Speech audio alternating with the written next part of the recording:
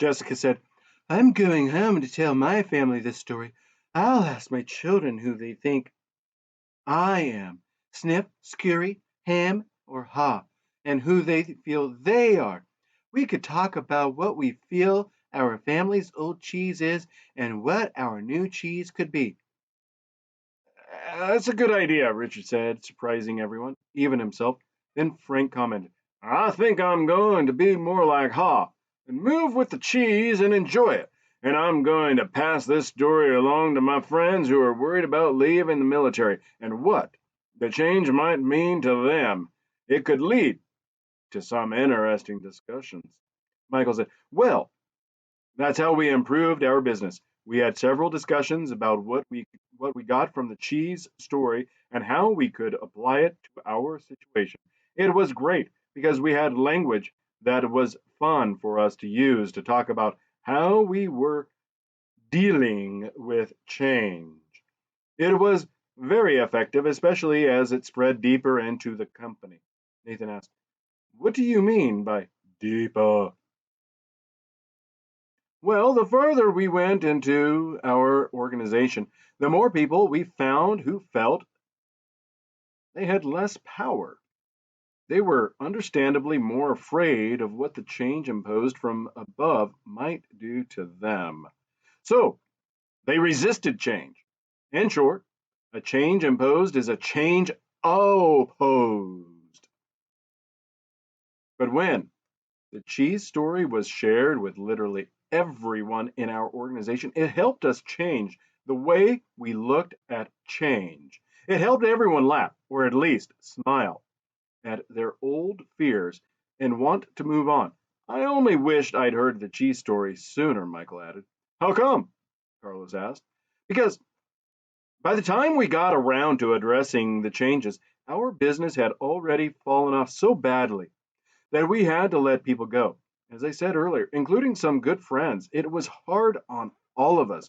However, those who stayed and most of those who left said the cheese story helped them see things differently and eventually cope better. Those who had to go out and look for a new job said it was hard at first, but recalling the story was a great help to them. Ankala asked, What helped them most? Michael replied, After they got past their fear, they told me the best thing was realizing that there was new cheese out there just waiting to be found. They said holding a picture of new cheese in their minds, seeing themselves doing well in a new job, made them feel better and helped them do better in job interviews. Several got better jobs. Laura asked, What about the people who remained in your company? Well, Michael said, instead of complaining about the changes that were happening, people now said, They just moved our cheese, let's look for new cheese. It saved a lot of time and reduced stress. Before long, the people who had been resisting saw the advantage of changing. They even helped bring about the change. Corey said, Why do you think they changed? They changed after the peer pressure in our company changed. He asked, What happens in most organizations you've been in when a change is announced by top management? Do most people say that change is a great idea or a bad idea? A bad idea, Frank answered. Yes, Michael agreed. Why? Carlos said, Because people want things to stay the same and they think the change will be bad for them. When one person says the change is a bad idea, others say the same. Yes, they may not really feel that way, Michael said, but they agree in order to fit in. That's the sort of peer pressure that fights change in any organization. Becky asked, So, how, how were things different after people heard the cheese story? Michael said simply, The peer pressure changed. No one wanted to look like him. Everyone laughed.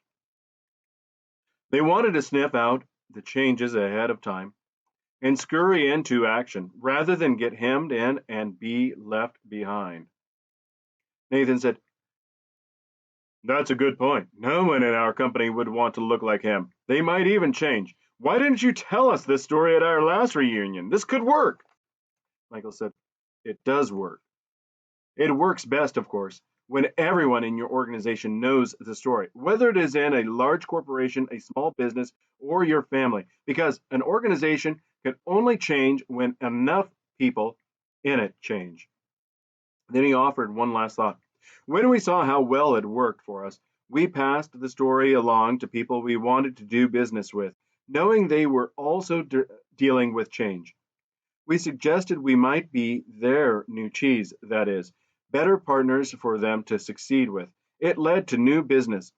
That gave Jessica several ideas and reminded her that she had some early sales calls in the morning.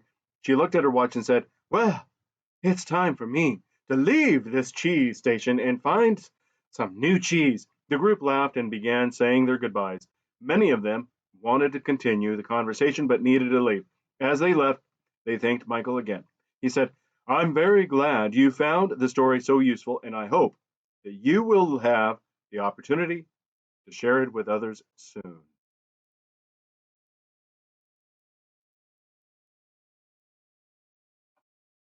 The end.